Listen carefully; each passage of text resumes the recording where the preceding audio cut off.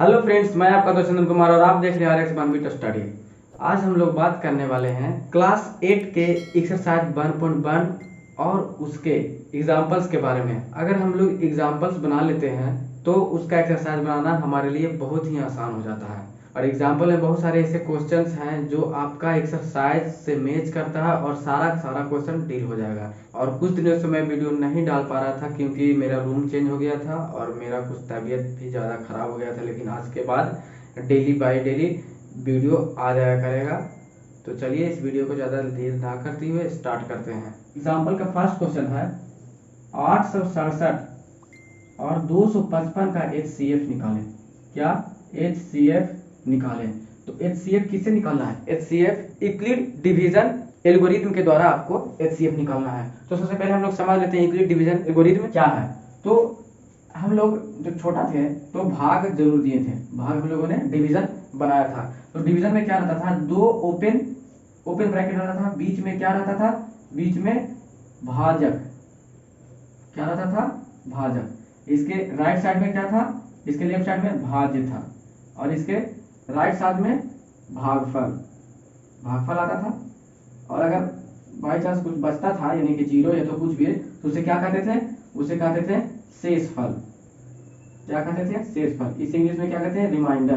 भागफल को इंग्लिश में क्या कहते हैं? भागफल में इंग्लिश में क्वोशिएंट कहते हैं, QUOTION। और इसे क्या कहते थे?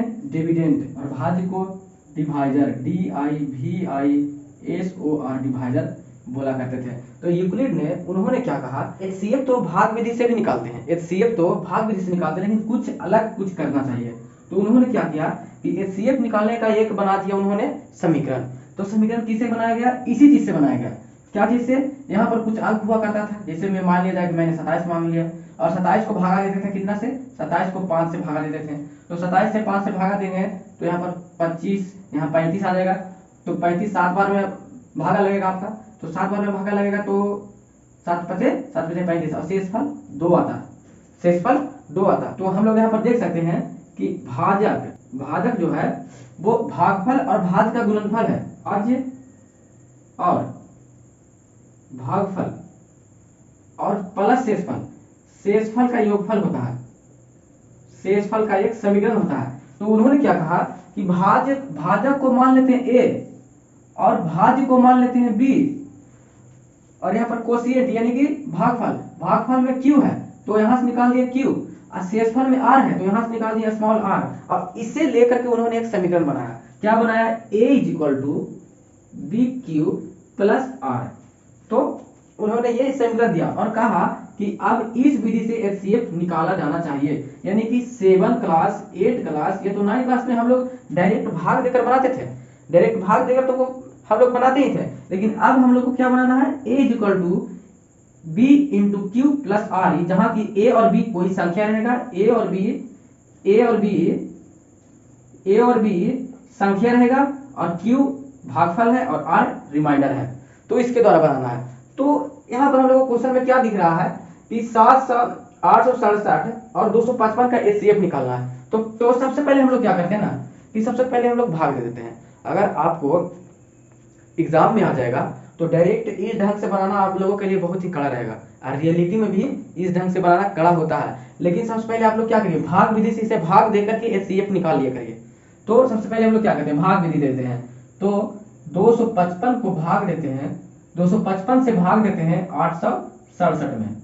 तो आप देख सकते हैं कि यहाँ पर कितना बार में लगेगा? 2 बार में लगेगा, 3 बार में लग जाएगा, 3 बार में। 3 × 5 = 15, बाकियत में 1, 3 × 5 = 15, 16, बाकियत में 1 और 3 × 6 = 7। तो यहाँ कितना आता है? 2 0 1। तो यहाँ पर क्या HCF का विधि क्या था कि जब तक रिमाइंडर 0 के बराबर ना हो जाए तब तक HCF सही नहीं निकलता। तो HCF यहाँ पर रिमाइंडर तो 0 नहीं हुआ है, इसलिए ये HCF नहीं है। तो इसके लिए क्या करना पड़ता है, दोबारा आपको ये जो भाज्य है वो भाज्य को आपको भाजक बनाना पड़ता है। क्या बनाना पड़ता है? ये भाज्य है जो बन जाता है क्या? भाजक बन जाता है। क्या बन जाता है? भाजक। तो भाजक में बनाने के लिए क्या, इसको बीच में लिखना पड़ेगा। तो बीच में क्या 255 लिख देते हैं हम लोग, 255 लिख दिए। फिर ये बन गया क्या? भाज्य, और ये बन गया भाजक। फिर भागा हम लोग देते हैं तो कितना बार में? 2 बार में लगेगा। 2 दूना 4 0 2। इसे हम लोग घटाएंगे तो 5 से 4 गया था 1, 5 में से 5 गया तो 5 और ये कट गया। अभी भी r equal to not zero, r equal to not zero, यानी कि अभी भी HCF का मान नहीं निकला है। तो फिर दोबारा क्या करना पड़ेगा, फिर ये जो भाज्य है उसको फिर यहाँ पर भाजक बनाना है, 102 फिर लिख दिए। अब इसको भाग हम लोग देते हैं तो 2 बार में कट जाता है, 2 बार में कट गया 102 और ये क्या आ गया 0।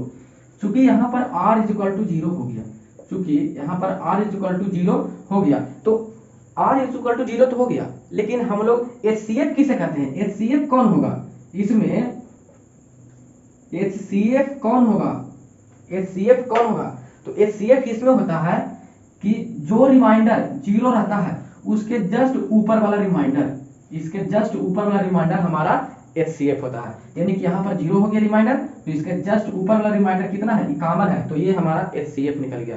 कितना निकल गया, HCF इक्वल टू 51 यानी 51 हमारा ये हो गया, यानी कि आंसर आ गया। तो अब जब आप 10th क्लास का एग्जाम दीजिएगा तो उसमें इस ढंग से नहीं बनाना रहता है, उसमें बनाना है A equal to B Q plus R, इस नियम से बनाना होता है। तो एग्जामर जो जांचता है उसको अपने आंसर से प्रभावित करना रहता है। आप उसे इस ढंग से लिख कर दें कि जो आपको 10th क्लास का मेथड है ठीक उसी प्रकार से लिख करके दे। तो चलिए इसे हम लोग किस ढंग से लिखेंगे, तो सबसे पहले माना कि सिस्टमेटिक ढंग से क्या माना, या suppose that A equal to, A को हमेशा बड़ा मानना है तो 867 और B इक्वल टू 255, तो हम लोगों ने मान लिया।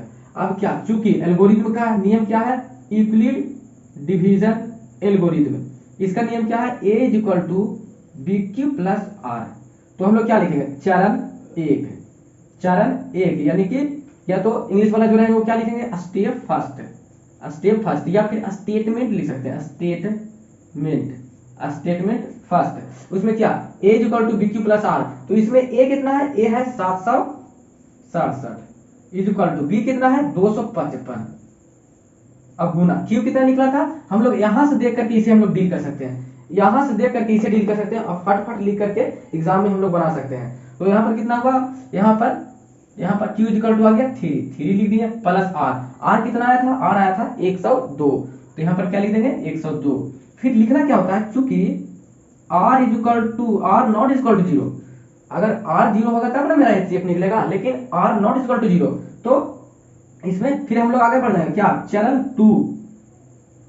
टू या क्या स्टेप टू या फिर स्टेटमेंट 2। तो इसमें क्या लिखेंगे कि A equal to B Q plus R होता है। इसमें A क्या होगा, इसमें सोचने वाली बात है कि इसमें A क्या होगा, तो इसमें A जो इसमें B रहता है वो इसमें A बन जाता है, तो कितना 255, डायरेक्ट यहां से हम लोग देख सकते हैं। अब इसमें क्या है 255 इक्वल टू 102 गुना कितना 2 बार में लगा था तो 2 प्लस शेषफल कितना बचा था 51, तो 51 लिख दिए। चूंकि R not equal to 0, R अभी भी 0 के बराबर नहीं है, R अभी भी 0 बराबर नहीं है, तो फिर क्या लिखेंगे चरण 3, क्या लिखेंगे चरण 3। तो चरण 3 में क्या करेंगे, फिर लिखेंगे A equal to B Q plus R, A क्या बन जाएगा, इसमें A बन जाएगा 102 और बराबर 51 बन जाएगा, जो B बन जाएगा 51 गुना 2 प्लस 0। जैसा कि यहाँ पर आप लोग देख पा रहे होंगे कि जब इसमें हम लोग भागा दिए तो यहाँ पर रिमाइंडर 0 आ गया, चूंकि रिमाइंडर इक्वल टू 0 देन, यानी इसीलिए HCF इक्वल टू क्या हो गया, क्या होगा HCF इक्वल टू, आपको क्या बताए थे कि लास्ट का जो रिमाइंडर अगर 0 हो गया तो उसके जस्ट ऊपर वाला वो आपका रिमाइंडर जो होगा वो आपका HCF होगा। तो यहाँ पर ये तो 0 हो गया, तो इसके जस्ट ऊपर वाला जो रिमाइंडर है वो आपका HCF कहलाएगा। तो HCF कितना हो गया 51, तो ये आपका क्वेश्चन हो गया डील। तो इस ढंग से आप जितने भी क्वेश्चन आएंगे वो आप डील कर सकते हैं। आपका एग्जाम्पल में भी आपका एक्सरसाइज में बहुत सारे क्वेश्चन ऐसे होंगे जो आपको इस ढंग से दिया हुआ रहेगा, तो आप सारा का सारा क्वेश्चन इस विधि से कर सकते हैं। सबसे पहले आप उसको भाग विधि से तोड़ लीजिए, भाग विधि से, उसके बाद स्टेप बाय स्टेप 7 तक भी जा सकता है, 8 तक भी जा सकता है, क्योंकि इसमें कभी कभी 5 नंबर का भी क्वेश्चन पूछ लेता है और कभी कभी 2 नंबर का या तो कभी कभी नंबर का भी क्वेश्चन इससे उठाकर आपको दे दिया जाता है। तो इस प्रकार के क्वेश्चन को हम लोग इस ढंग से सॉल्व करते हैं। तो अभी हम लोगों ने देखा कि उसमें 2 अंक रहेगा। अब हम लोग देखते हैं जब हम लोगों को 3 अंक दे दिया जाए, तो उसका एचसीएफ कैसे निकालते हैं इस विधि से। तो क्वेश्चन में क्या लिखा हुआ है, दूसरा क्वेश्चन हमारा है 156, 221 और 364 का HCF निकालें। तो HCF किसे निकालना है, EDA यानी कि Euclid division algorithm, Euclid division algorithm के द्वारा।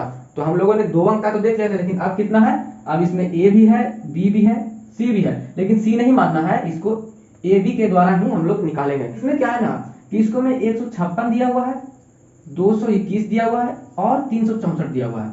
सबसे पहले हम लोगों को 2 को लेकर चलना पड़ेगा। तो जैसे हम ले लेते हैं A इक्वल टू 221 और B इक्वल टू 156। हम लोगों ने सिर्फ 2 को लिया, एक ये लिया और एक ये लिया। पहले हम इसका और इसका एचसीएफ निकाल लेते हैं, और उसका जो एचसीएफ निकलेगा उसके एचसीएफ से इसका और उसके एचसीएफ के साथ निकाल लेंगे, तो वो हमारा फाइनल एचसीएफ हो जाएगा। सबसे पहले ये दोनों का निकाल लेते हैं। तो हम लोगों ने क्या बताया कि सबसे पहले आप भाग विधि से सॉल्व कर लीजिए। भाग विधि क्या है, 156 में भागा दीजिए 221 में, तो 221 में भागा देंगे तो कितना बार में, एक बार में, तो 156, 11 में 6 गया 5, 11 में से 5 गया 6, 65 और 1 से गया 100। तो ये हमारा रिमाइंडर कितना आ गया, रिमाइंडर नॉट इक्वल टू 0। तो ये जो 56 है वो इसमें भागा पड़ जाएगा, तो कितना 156। अब कितना से भागा पड़ेगा, 2 बार में, तो आ जाएगा 5 गुना 10, बाकी में 1, 6 गुना 12, 1 13। तो ये 6, ये हो जाएगा 2, 1 कट गया। तो फिर भी अभी भी सॉल्व नहीं हुआ, चूंकि r नॉट इक्वल टू 0। फिर क्या करेंगे, फिर 65 लिख देंगे। ये कितना बार में लगेगा, 2 बार में, 26 का 26, 26 दूना 52। फिर ये कितना बार में कट जाएगा, ये 3 आ गया और ये 1 आ गया। फिर भी अभी नहीं आया है, तो फिर 26 को क्या करेंगे, 26 को फिर 0 में बीच में लिख देंगे, तो ये हो जाएगा 13 दूना 26, तो ये 26 हो गया 0। चूंकि r is equal to 0, then HCF क्या हो गया, HCF क्या हो जाएगा, जो लास्ट रिमाइंडर 0 आया उसके जस्ट ऊपर वाला रिमाइंडर, उसके जस्ट ऊपर वाला रिमाइंडर, जिसके जस्ट ऊपर वाला रिमाइंडर कितना है, इसके जस्ट ऊपर वाला रिमाइंडर मेरा हो जाता है 13, यानी कि इसका ये दोनों का HCF आ गया 13। तो अब हमको निकालना है कितना, इतना, इतना और इतना। तो अब हम लोग निकालेंगे इसके HCF के साथ, इसके HCF के साथ 364 का हम लोग इस ढंग से निकालेंगे। फिर हम लोग क्या करते हैं कि 13 को भागा देते हैं 364 में, तो 13 का 13 26, 26 बार में ये लगा, 2 बार में लगा, तो यहाँ पर भागफल में लिख दिए। तो ये घटेगा 0, ये घटेगा 1, 4, फिर ये आ गया। तो 13 8 4 लोतल से इसको हम लोग कितना बार में लगाएं, 8 बार में। 8 बार में अगर हम लोग लगाएंगे तो 0 0 0, यानी कि यहाँ पर भी ये 0 आ गया। चूंकि r इज इक्वल टू 0, तो मैंने बताया था आपको कि HCF जो रहता है वो लास्ट रिमाइंडर और उसके जस्ट ऊपर वाला रिमाइंडर। तो जस्ट ऊपर वाला रिमाइंडर तो ये रहा, क्योंकि इसमें कोई भी चरण आगे नहीं बढ़ा, इसमें कोई भी चरण यानी स्टेप आगे नहीं बढ़ा, तो जस्ट इसका रिमाइंडर इसके रिमाइंडर से कंपेयर करेंगे तो कितना आ गया, इसका भी। इसीलिए HCF कितना आ गया, HCF जाकर के आ गया आपका 13 आ गया। तो हमारा आंसर, फाइनली आंसर क्या हो जाएगा, ये हो जाएगा आपका 13 हो जाएगा। तो इस तरह के क्वेश्चन को इस प्रकार से हम लोग डील करते हैं। अब हमको एग्जाम में लिखना है, तो एग्जाम में कैसे लिखेंगे, तो एग्जाम में ठीक उसी प्रकार सबसे पहले हम लोग इसका निकाल लेंगे। तो इसका निकालने के लिए यहाँ पर सॉल्यूशन दिया हुआ है, यहाँ पर आप फटाफट लिख सकते हैं। Step 1, step 2, step 3, step 4, step 5 करते हुए आपको लिखते चला जाना है। तो हम लोग क्या करेंगे, पहला लिख लेते हैं स्टेप फर्स्ट। स्टेप फर्स्ट में a equal to BQ plus r, तो उसमें a कितना है, a हो जाता है 221, कितना हो जाता है 221 इक्वल टू कितना 156 into 1 plus 65, r equal to r not equal to 0, r not equal to 0, तो कितना स्टेप 2 अब जाएंगे।